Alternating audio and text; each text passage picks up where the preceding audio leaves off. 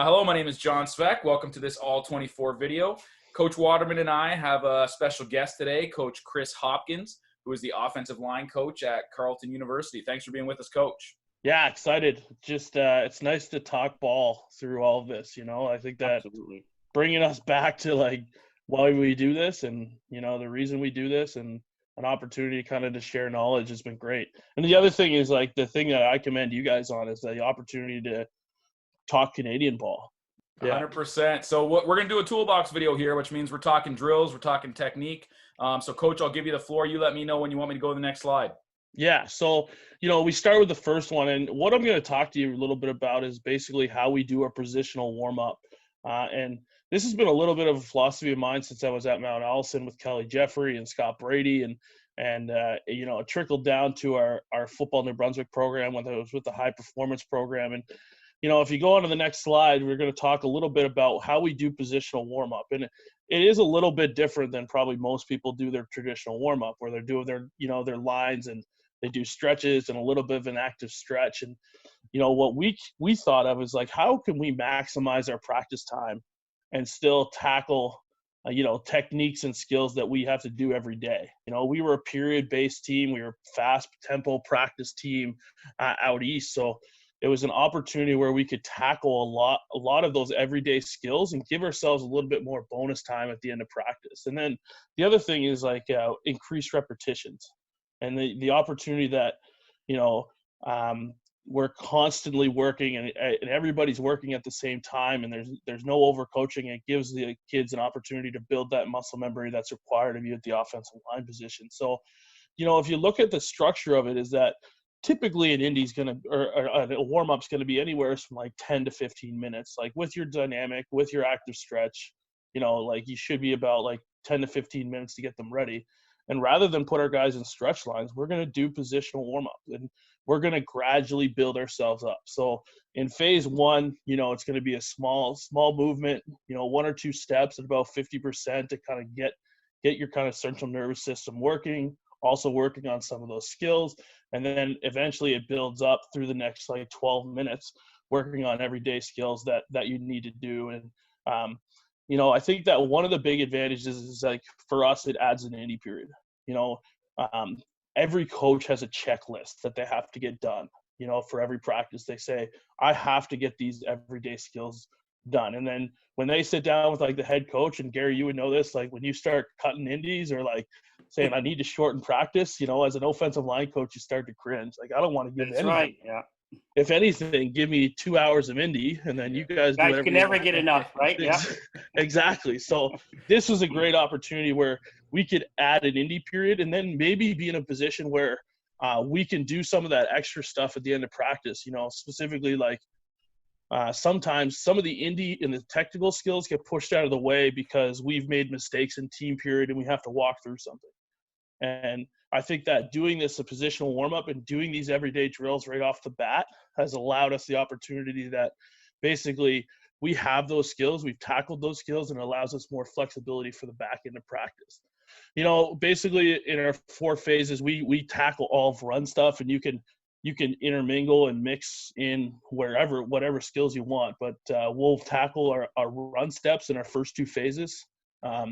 We try to do a little bit more movement in our 3rd phase where we're at 100%. And then phase 4 is more of a contact period. We're starting to kind of get our feet wet a little bit more. So if we move on to the first one into phase 1, we're going to line up everybody across the line. And basically the coach is going to line up in behind. And, the duration for us at the university level is about 3 to 4 minutes, and I would suspect at the high school level, you'd be in the 5 to 6 minute range. But if you can get all these skills tackled at the high school level in about 20 minutes, I think that's a huge success, especially, when a lot of offensive lines are undeveloped and they don't necessarily get some of that coaching and those reps. This is a great thing. So we're going to line everybody up across the board. And usually I'm going to choose about 3 skills that I need to tackle. And traditionally, they're the skills that we feel pretty good about, that we don't necessarily need that extra focus on maybe in practice. So basically, our non-negotiables for us are zone steps, because it's such a fundamental step for us. So we do our brace attack step to each side, and then we'll probably end up working on our down block as well, because that's a big part of our gap blocking scheme. And then we'll have a variation of like whether we do the T-step or our post and down or pick and pop or a reach block that's added in there. And really all I'm looking for is a fast first 2 steps, and being in a position where we can be in a good blocking position and set ourselves up to finish the block. And a lot of that is talking about obviously good posture, but also good position on the defender. So those are big things. And we try to coach the strike as much as we can in that period. That, and traditionally the rule is like you're going to strike on your second step in the Canadian game. So this is a great time for us to focus on that. And, a lot of the times you'll see that guys, once they start to get the gist of it, they'll go beyond, 2 steps, because their body's going to carry them there because they're in a good position. So, yeah. And the one thing that I really, I stress is that, be in a position where you can vary shades. It may turn into a 4-step drill, if you have a wider shade, but put the offensive line in that position where they don't necessarily play against the same shade or the same technique every time, because, that's not going to happen on the offensive line. And this is a good time to do it, because you have to be able to adjust your steps based on the position of the defender. And Coach, as you work through that, do you just have the extra offensive lineman holding bags on the opposite side? Is that what you're doing in this drill? You got it, Gary. Like, you just got the other offensive line sitting there with the bags. If we have pads, we'll usually just stand there. I'm not a huge bag guy unless we don't have shoulder pads on, because I feel like the shoulder pads give a better strike target. So that's a big thing. But so that's essentially the difficulty you'll have early on is transitioning. Like just them rotating around. So I usually don't. I'm the guy who rotates around. So I'll go around to the other side so I can keep the tempo up. So as we do that, and it's really important that, they're not going a million miles an hour right off the bat. It's just a fast 2 steps or a fast 4 steps, and it is about like, it's going to build to like 50 to 75% of your capacity right off the bat. So you're not in a position where you're in a high injury risk. You're working some of those everyday skills. And then you go on to phase 2, which is the next slide. And now we're into a full drive. And now we're coaching a little bit more of the finish of the block, so really for us is that we're going to look at working to that aiming point and maintaining the pad level, but also working on, and I'm a big like pressing the hips through the finish of the block. I'm a big double under guy, and coaching some of those finishing techniques that make offensive linemen successful. It's easy to get there, it's tough to finish. And you're going to be in a position where you're tackling those same 3 steps, and you can vary some of the shades as well. And now you're at like 75% capacity, and we're talking about like quicker steps in a short amount of space, which is really important. So, and this one's the same thing, 3 to 4 minutes. At the high school level, you look at like 5 to 6, and, you can coach on the run and coaching aiming points at the same time, and still drilling some of those same things that you're working in phase 1. So as we move into phase 3, which is the next part, and now we're going to be in a movement period. Now we want to get them into space, and now we're at about 100%. So you got to think like you're in about a position where you've been going pretty steady for about 9 minutes.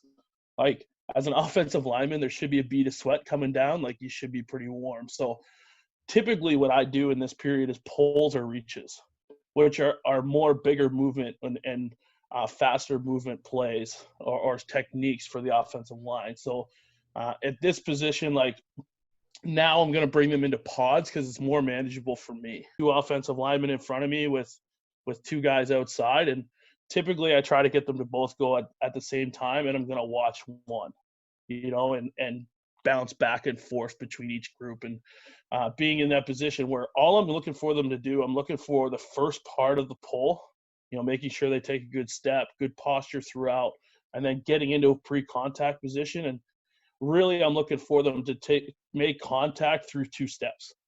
Like I've seen numerous times where like we have one guy named Charles Love LA who literally does this drill and knocks a guy on his butt like every drill, and it's tough. So really I want you to get in a good contact position. So, you know, I'm going to focus on one pod at a time. This is a big one where we have to coach the transition, where you have to be like, okay, you got to go.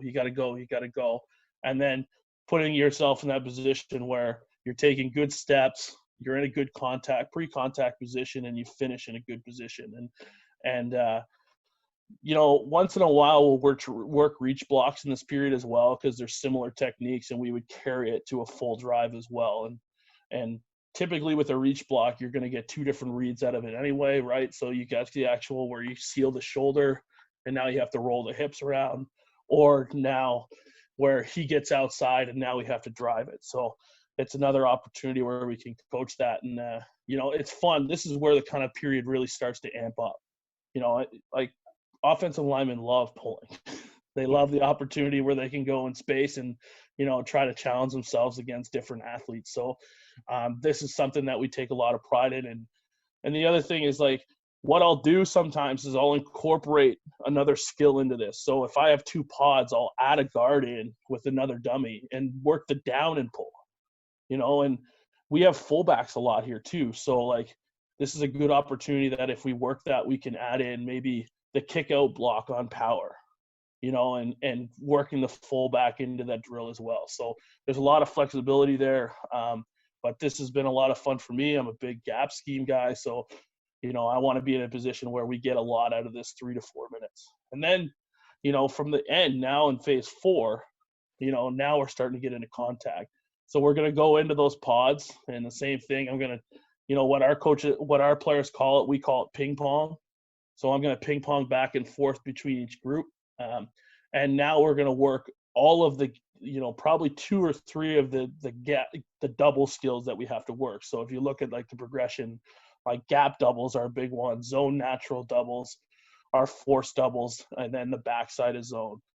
Typically, like, you're going to have to come back to a doubles period later on in practice, because like, if you know, in the Canadian game, and especially at the offensive line position, like, you know, there's more and more doubles that are coming into effect. Like, the amount of doubles techniques that you have now are completely changing. And I'm a big guy. I allow a lot of flexibility for offensive linemen in terms of what steps that they like. So if one guy's a bucket guy, the other guy may be a T guy, you know, so we have to be in a position where we get as many reps as we can in this period, but we probably have to come back. So this is one where we'll ping pong back and forth.